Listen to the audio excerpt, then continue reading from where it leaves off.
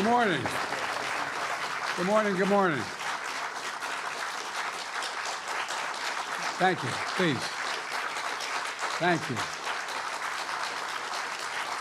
Good to see this cabinet and the staff together here. Thank you.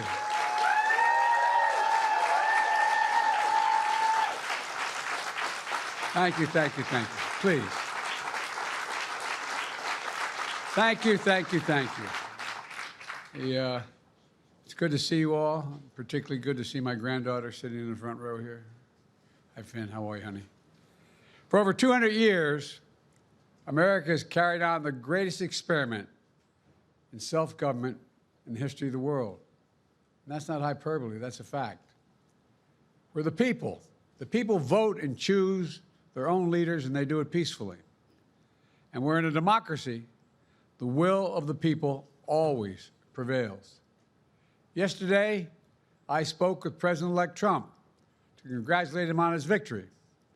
And I assured him that I'd direct my entire administration to work with his team to ensure a peaceful and orderly transition.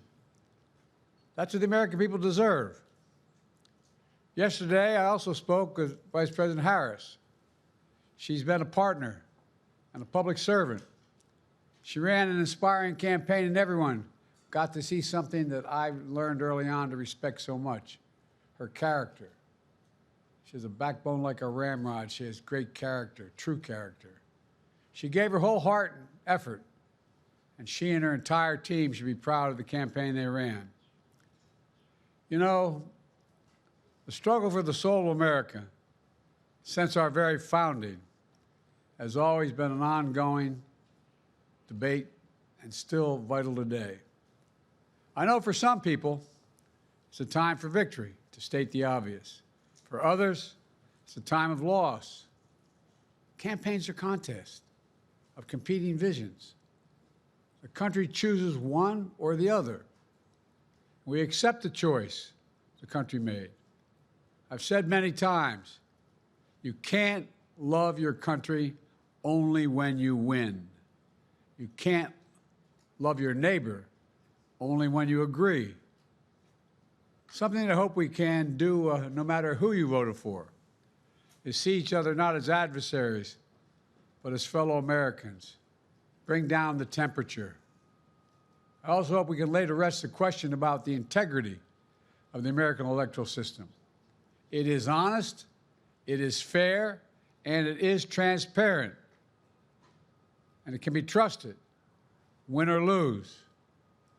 I also hope we can restore the respect for all our election workers who busted their necks and took risks at the outset. We should thank them.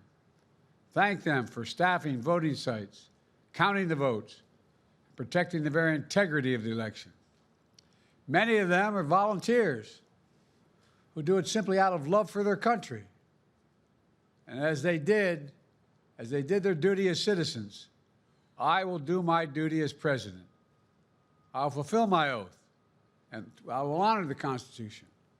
On January 20th, we'll have a peaceful transfer of power here in America. To all our incredible staff, supporters, cabinet members, all the people who've been hanging out with me for the last 4 years, God love you, as my mother would say. Thank you so much. You put so much into the past 4 years. I know it's a difficult time. You're hurting. I hear you and I see you. But don't forget all that we accomplished. It's been a historic presidency. Not because I'm president, because what we've done, what you've done. A presidency for all Americans. Much of the work we've done is already being felt by the American people, but the vast majority of it will not be felt over the next 10 years. We have legislation we passed that's just only now just really kicking in. We're going to see over $1 trillion worth of infrastructure work done, changing people's lives in rural communities and communities that are in real difficulty because it takes time to get it done. And so much more it's going to take time, but it's there. The road ahead is clear, assuming we sustain it. There's so much we can get done and will get done based on the way the legislation was passed. And it's truly historic. You know, we're leaving behind the strongest economy in the world. I know people are still hurting, but things are changing rapidly. Together, we've changed America for the better. Now we have 74 days to finish the term, our term. Let's make every day count. That's the responsibility we have to the American people. Look, folks, you all know it in your lives.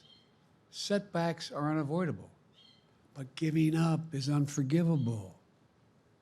Setbacks are unavoidable, but giving up is unforgivable. We all get knocked down, but the measure of our character, as my dad would say, is how quickly we get back up. Remember, a defeat does not mean we are defeated. We lost this battle.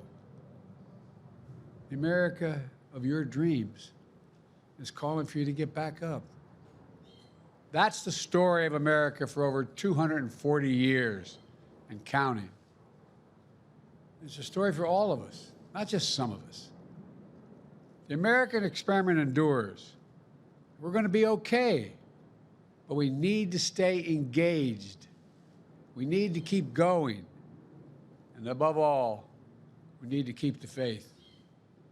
I'm so proud to have worked with all of you. I really mean it. I sincerely mean it. God bless you all. God bless America. And may God protect our troops. Thank you, thank you, thank you.